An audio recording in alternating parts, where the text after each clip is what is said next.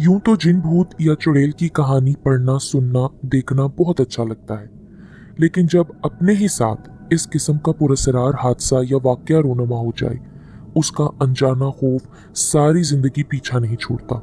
जब मेरी बेटी का दाखिला कॉलेज में हुआ तो गवर्नमेंट कॉलेज की खस्ता और शिकस्ता इमारत देखकर मैं तो मायूस व अफसुर्दा हो गई, क्योंकि मेरी बेटी शुरू ही से प्राइवेट स्कूल में पढ़ती आई थी, जहां महंगी महंगी फीसों के एवज तालीमी माहौल भी मेयारी और शानदार दिया जाता था।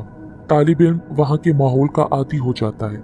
शाइस्ता के वालिद के इंतकाल के बाद माली मजबूरी की बिना पर गवर्नमेंट कॉलेज में मैंने दाखिला करवा दिया। वो प्री मेडिकल की तालिबा थी, निहायत ज़हीन, मेहनती और खूबसूरत। उसका कॉलेज क्या था, एक छोटे जंगल का नज़ारा पेश करता था। वीरान कमरे, बड़े बड़े पीपल के दरख्त, वीरान कॉरिडोर, बड़े बड़े मैदान, टूटे फूटे नल, गंदे गंदे वॉशरूम्स। गर्ज ये कि ये इमारत आसार कदीमा का नमूना नजर आती थी। कॉलेज का नक्शा देखकर मेरी बेटी रोने लगी। मामा, ये कैसे कॉलेज में मेरा नाम आ गया है? मेरा तो ग्रेड और मार्क्स बहुत अच्छे थे। मैंने कहा कि बेटा, जो कॉलेज घर के करीब होता है वहाँ ही नाम आता है, बस तुमको अच्छे कॉलेज देखकर नाम डालना चाहिए था। खैर, मरते क्या ना करते। वो कॉलेज जाने लगी। सिर्फ प्रैक्टिकल वाले दिन जाती थी, बाकी सब कोचिंग से पढ़ रही थी। अभी आयशा को गए 1 ही महीना हुआ था कि उसमें मैंने कुछ अजीब सी तब्दीली महसूस की। आयशा, जो बातूनी किस्म की लड़की थी, हंसमुख और खुश अखलाक, अब वो चुप रहती।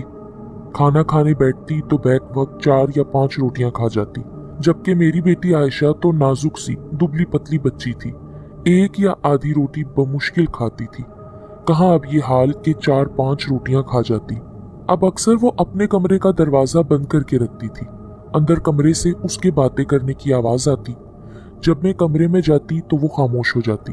जब मैं पूछती कि आयशा, आप किससे बातें कर रही थी, तो वो बोलती, मामा, किसी से नहीं, मैं तो पढ़ रही थी।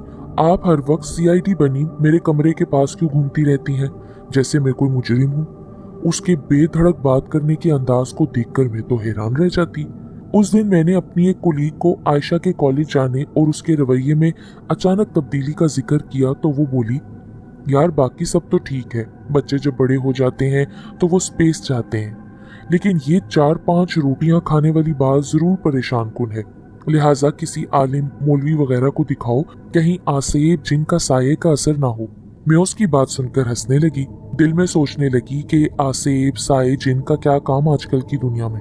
पर मैंने अपनी दोस्त से कुछ नहीं कहा, कहीं वो बुरा ना मान जाए। बहरहाल मैं तो फिक्रमंद और परेशान घर लौट आई। डाइनिंग टेबल पर आयशा बैठी खाना खा रही थी, और वो जिस अंदाज से खा रही थी, मैं हैरान थी, जैसे कोई जानवर खा रहा हो। मैं आयशा को गौर से देखने लगी।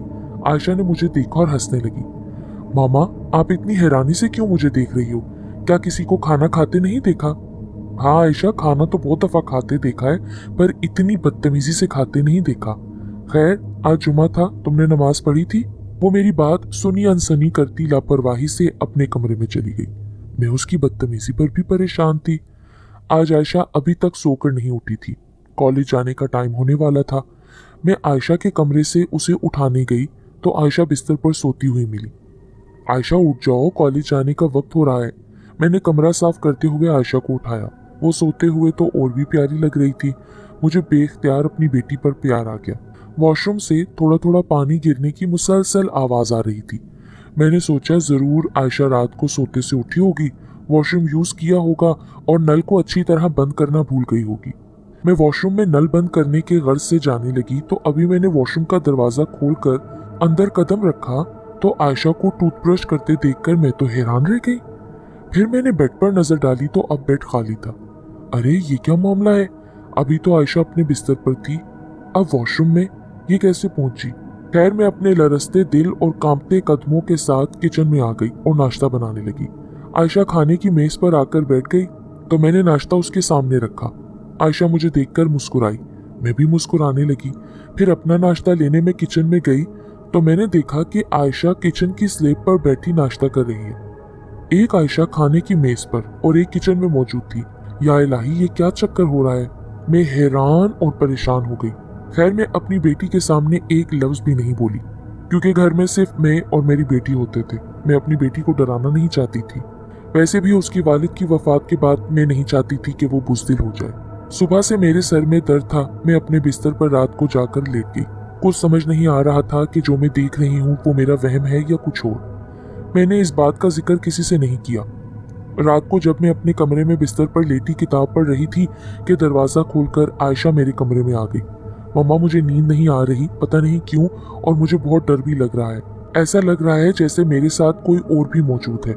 मैंने उसे आयतल कुर्सी पढ़ने को कहा। वो आयतल कुर्सी पढ़ते पढ़ते मेरे पास सो गई और मैं प्यार से उसके बालों में हाथ फेरती रही। आयशा बेखबर सो गई थी कि बेसाख्ता मैंने उसके माथे पर प्यार कर लिया। घड़ी पर नजर डाली तो देखा 1 बज रहा है। सुबह ऑफिस भी जाना है। मैंने किताब बंद की और फिर एक बार घर के दरवाजे और खिड़कियां वगैरह चेक करने बाहर गई।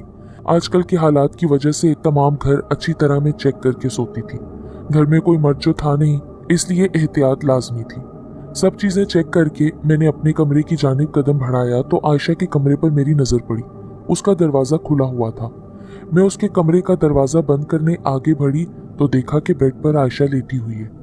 मगर आयशा को तो मैं अपने कमरे में सोता छोड़कर आई थी। मैं जल्दी से अपने कमरे में आई तो देखा आयशा मेरे कमरे में बिस्तर पर सो रही है। ये कैसा इसरार था।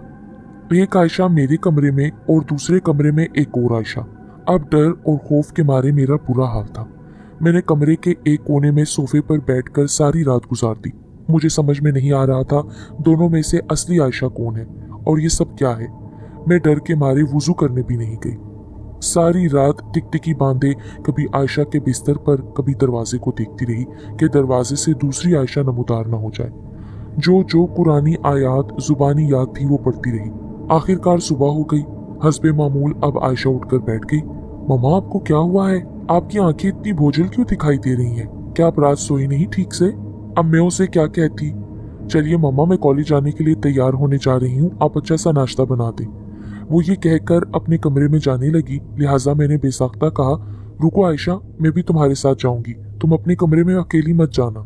इतने में आयशा बोली, आप परेशान मत हो मम्मा, वो अब चली गई होगी, बेफिक्र हो जाइए, अब वो शाम को आएगी, आइए मेरे साथ। आयशा? कौन? किसकी बात कर रही हो तुम? आयशा ने मेरे होंठों पर उंगली रख के मुझे खामोश करवा दिया। आयशा की आंखों में बेबसी के आंसू में साफ देख रही थी। आयशा, पहले तो मेरी बात का जवाब दो, क्या कह रही थी तुम? आयशा ने बेसाख्ता मेरे आगे हाथ जोड़ दिए। ऐसा लग रहा था वो मुझसे चाह रही है कि मैं उससे इस वक्त कुछ ना पूछूं ताकि वो मुझे कुछ बता ना सके। मम्मा, आज मैं पराठा खाऊंगी, किचन में चलिए। मैं खामोशी से किचन में खाना बनाने लगी, लेकिन मेरा दिल अब भी धड़क रहा था। मैं माँ थी, इतना जान गई थी कि मेरी आयशा किसी तकलीफ और परेशानी में मुब्तला है, मगर किस किस्म का दुख, दर्द और तकलीफ वो मुझे समझ नहीं आ रही थी। ना ही आयशा ने कोई वजाहत की, इसीलिए मैं आयशा की तरफ से बेहद परेशान थी। फिर वो कॉलेज चली गई और मैं अपने ऑफिस पहुंची। मैं ऑफिस तो आ गई थी, लेकिन मेरा काम में बिल्कुल दिल नहीं लग रहा था कि अचानक आयशा के कॉलेज से फोन आ गया। मुझे फौरन बुलाया था। मैं परेशान होकर कॉलेज पहुंची तो ये देखकर हैरान रह गई कि आयशा के बाल बिखरे हुए थे, आंखें सुर्ख अंगारे जैसी, उसे रस्सी से बांध कर रखा हुआ था। मुझे देखकर वो गुस्से से बोली, इन लोगों से कहो कि मुझे छोड़ दें, वरना मैं तुम्हारी आयशा को जिंदा नहीं छोड़ूंगी। उसके मुंह से ये अल्फाज सुनकर मैं तो खुद दहशत से बेहोश हो गई। काफी देर बाद जब मैं होश में आई तो मेरी दोस्त, जो कि मेरे साथ आयशा के कॉलेज में आई थी, उसने फोन करके मेरे भाई भाभी को सारी सूरत हाल बताकर वहीं बुलवा लिया। किस्सा कुछ यूं था कि कॉलेज जाकर आयशा रोजाना एक वीरान जगह पीपल के दरख्त के पास मौजूद स्टोर रूम तक वहां चली जाती थी। हालांकि टीचर्स ने मना भी किया था कि वहां मत जाया करो, मगर वो बाज ना आई। जब भी कॉलेज आती तो उस स्टोर के करीब चली जाती थी। जब आयशा का टीचर ने पूछा तो स्टूडेंट्स ने बताया कि वो स्टोर रूम में है। तो टीचर ने चौकीदार के साथ स्टोर रूम में जाकर देखा तो आयशा दीवार पर छिपकली की तरह मौजूद थी।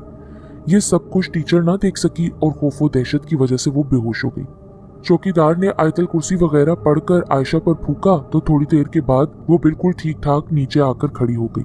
बड़ी मुश्किल से चौकीदार और मेल टीचर्स ने आयशा को स्टोर से निकाला। वो किसी के काबू में नहीं आ रही थी। अभी भी उसे रस्सी से बांधकर ही बिठाया गया था।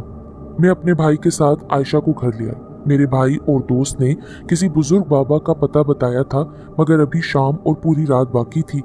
मेरा भाई और उसका दोस्त आयशा से बेहद खौफजदा थे, इसीलिए वो मुझे अकेला छोड़कर ये कहकर चले गए कि सुबह किसी बाबा या मौलवी को लेकर आ जाएंगे। मगर बात मेरी बेटी की थी। मेरा डर खौफ सब खत्म हो गया था। मुझे इस कदर रोना आया कि काश आज इसका बाप जिंदा होता तो इस मुश्किल वक्त में यूं छोड़कर ना चला जाता। वाकई बाप तो बाप होता है ना। मामू था तो अकेला छोड़कर चला गया, बहन का भी ख्याल नहीं किया। खैर, सबके जाने के बाद मैंने आयशा से उसके बारे में पूछा। आयशा कुछ ना बोली, मगर जब उसकी आंख से आंसू टपक कर गाल पर आया तो आयशा ने अपनी बेबसी का तमाम हाल मुझे बता दिया। मैंने आयशा को कहा, बेटा नहा कर और वुजू करके आ जाओ। वो खामोशी से नहाने चली गई। मैंने भी वुजू किया और मेरे भी खामोश आंसू मतवातर आंखों से बहते जा रहे थे।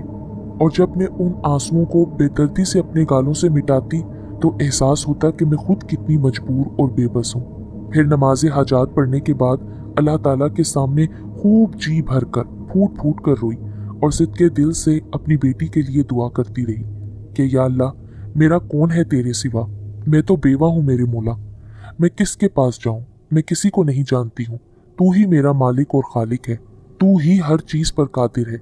मेरा तो भाई भी मुझे बेयारो मददगार छोड़कर चला गया है। हर मुश्किल में मेरे तू ही काम आया है मेरे मौला, बुरे वक्त में मैंने तुझे ही पुकारा है हमेशा। आज फिर एक मुश्किल घड़ी आई है, मुझे मायूस ना कर मेरे खुदा, मेरे साथ देकर मेरा हौसला बढ़ा। मुझे तुझ पर एतमाद है, मेरा तेरे पर ही तवक्कल है, तू ही हर मखलूक पर कादिर है। या इलाही, मेरी और मेरी बेटी की मदद फरमा, मेरी बेटी से इस नादीदा मखलूक को दूर कर दे। ऐ परवरदिगार, मेरा कोई नहीं है, लेकिन जिसका तू है उसको किसी और की जरूरत नहीं, तू मेरी मदद फरमा। बस ये अल्फाज जो जेरे लब शुरू किए तो 1 घंटा यही अल्फाज मेरे मुंह से निकलते रहे, अल्लाह मेरी मदद फरमा, अल्लाह मेरी मदद फरमा। आंखें बंद किए यही अल्फाज बोले जा रही थी, आंसू बहे जा रहे थे कि अचानक मेरी आंखों के सामने मेरे ख्यालात में कुरान पाक नजर आया। मैं देखती हूँ कि कुरान पाक खुला और आयतल कुर्सी, सूरह नास, सूरह फलक और सूरह हशर की आयत एक के बाद एक खुलती चली गई। मैंने कुरानी आयत की तलावत शुरू कर दी। मैं पढ़ती रही, पढ़ती रही, पढ़ती रही। हम सब मुसलमान हैं, ये कहानी नहीं मैं सुना रही, एक सच्चा वाकया है जो हमारे साथ बीता। शिद्दत से अल्लाह से लो लगाने पर अल्लाह हमारी जरूर सुनता है। उसने मुझे इशारा दे दिया था कि कुरान पाक जो मेरी किताब तेरे पास है वो ही हर परेशानी का इलाज है और साथ तेरी निजात का जरिया भी और तेरी आखिरत का जरिया भी है। मैंने आंखें खोली तो आयशा मेरे पास आकर बैठी हुई थी। मैं अपनी बेटी के चेहरे पर बेबसी देख रही थी। मैंने उससे कहा कि बेटी 2 रकत नमाज हाजात पढ़ो। जब वो पढ़ चुकी तो मैंने अपने और अपनी बेटी के गिर्द 3 दफा आयतल कुर्सी पढ़कर दम किया और हिसार खींचा। फिर आयशा से मैंने कहा कि बेटी अब बेफिक्र होकर हर बात बता दो, क्योंकि अब अल्लाह ताला हमारे साथ है। मैं और तुम दोनों अल्लाह की पनाह में आ चुके हैं। अपने अल्लाह पर पूरी तरह से एतमाद, भरोसा और तवक्कल करके बगैर कुछ डरे मुझे सारी बात बता दो, क्योंकि अल्लाह की जात से बड़ा कोई नहीं। हमें सिर्फ अपने अल्लाह से डरना चाहिए। पहले तो वो मुझे देखने लगी, फिर मेरे चेहरे पर यकीन और एतमाद ने उसे हौसला दिया। वो बोली, मामा, कॉलेज में एक अनजान लड़की रोजाना दरख्त के नीचे बैठी मिलती थी। वो किसी क्लास को अटेंड नहीं करती थी। मैंने उससे दोस्ती कर ली क्योंकि उसने मुझे कहा था कि मुझसे दोस्ती कर लो, मेरा कोई दोस्त नहीं है। तो मामा, मैंने भी उससे दोस्ती कर ली। पहले तो मैं उसके पास जाती थी, फिर वो खुद मेरे पास आने लगी, फिर आहिस्ता आहिस्ता मेरे साथ रहने लगी। कॉलेज लैब में, घर में, हर जगह में, कमरे में सोने के लिए लेटती तो मेरे साथ, बिस्तर पर सोती तो मुझे नजर आती, खाने की मेज पर, बाथरूम, गर्ज हर जगह उसने मेरा साया बनकर रहना शुरू कर दिया। मुझसे कहती थी कि अब मैं तुम्हारे जिस्म को अपना लूंगी। मामा, फिर मुझे उससे डर लगने लग पड़ा। जब मैं उससे दूर भागती तो वो मुझ पर गुस्सा करती है। वो मेरे साथ बैठकर खाना खाती है, हर वक्त मेरे साथ साथ रहती है। मुझे अब उससे डर लगने लगा है। अब मैं समझ गई हूँ कि वो लड़की नहीं है, वो कुछ और ही मखलूक है। मामा, अब जब मैं आपको ये सारी बात बता रही हूँ ना, मुझे मालूम है वो मुझे जिंदा नहीं छोड़ेगी। नहीं बेटी, ऐसी कोई बात नहीं। तुम अब अपने अल्लाह की अमान में हो, तुम्हें कुछ नहीं होगा। फिर मैंने जितनी कुरानी आयात और जितनी सूरतें बंद आंखों से देखी थी, मैंने आयशा को कुरान पाक खोल कर दिया और कहा कि बेटा इनको पढ़ती रहो। साथ ही मैंने वो खुद भी पढ़ना शुरू कर दी। सारी रात हम दोनों माँ बेटियां मुसलसल इन कुरानी आयात और सूरतों का विर्द करते रहे, साथ ही रो रो कर अपने अल्लाह से दुआ करते रहे। सुबह की अजान हुई, नमाज फजर पढ़ी। मैंने अपनी बेटी को अपने साथ ही लिटाया। मैं आंखें बंद करके फिर अपने अल्लाह के हजूर गिरियाजारी में लग गई। अब मैंने देखा कि मेरी बंद आंखों के सामने कुरान पाक मुझे बंद होता हुआ दिखाई दिया। मैंने अपनी आंखें खोली, तमाम कुरानी आयात दोबारा पढ़ी पानी पर उसका दम किया, अपनी बेटी आयशा को पिलाया, खुद भी पिया। फिर उस पानी को घर के तमाम कोनों में छिड़का और फिर हम दोनों माँ बेटियों ने 2 रकत नमाज हाजात और 2 रकत नमाज शुक्राना अदा की और अल्लाह पर तवक्कल करके इस यकीन के साथ हम दोनों माँ बेटियां सो गईं कि सुबह उठेंगे तो सब कुछ ठीक होगा। यकीन जानिए, अल्लाह के करम से मेरी बेटी आयशा को उस आसेब, जिन या बदरू जो भी वो कोई चीज़ थी, उससे निजात मिल गई। सुबह जब हम उठे तो हम दोनों माँ बेटियां बहुत हल्का महसूस कर रही थी। दिल के अंदर इत्मीनान और खुशी थी, जिससे यकीन हो रहा था कि अब मेरी बेटी आयशा के साथ ऐसा कुछ नहीं होगा। वो भी कह रही थी कि मम्मा, मैं अपने आप को बहुत हल्का, बहुत सुकून में महसूस कर रही हूँ। अगले दिन शाम के वक्त मेरा भाई और भाभी एक मौलवी को बुला कर लाए। मेरी बेटी जब मौलवी साहब के पास गई तो उन्होंने उस पर कुछ पढ़ाकर फूका और कहने लगे कि इस बच्ची पर तो कोई असर नहीं है। मेरा भाई हैरान रह गया और मेरे लब पे मुस्कुराहट थी कि अल्लाह पर यकीन करके देखो, वो ज़रूर हमारी दुआएं सुनता है और हमारी मदद करता है, क्योंकि वही बेनियाज है। दिल में मैं सोचने लगी, भाई तुम तो अकेला छोड़कर गए थे, लेकिन मेरे अल्लाह ने मुझे अकेला नहीं छोड़ा, और जिसका अल्लाह हो उसको किसी की ज़रूरत नहीं। फिर मैंने अपनी बेटी आयशा को उस वीरान खंडरनुमा कॉलेज से निकालकर घर में ही पढ़वाई करके इम्तिहान दिलवाया। हाँ, पर उसको प्री मेडिकल की जगह कॉमर्स लेना पड़ी थी, लेकिन उसने इम्तिहान में नुमाया कामयाबी हासिल की। आज मेरी बेटी आयशा की शादी हो गई है और वो अल्लाह के फजल से एक कामयाब और खुशहाल जिंदगी गुजार रही है। साथ ही एहकाम खुदाबंदी और नमाज की भी पाबंद है।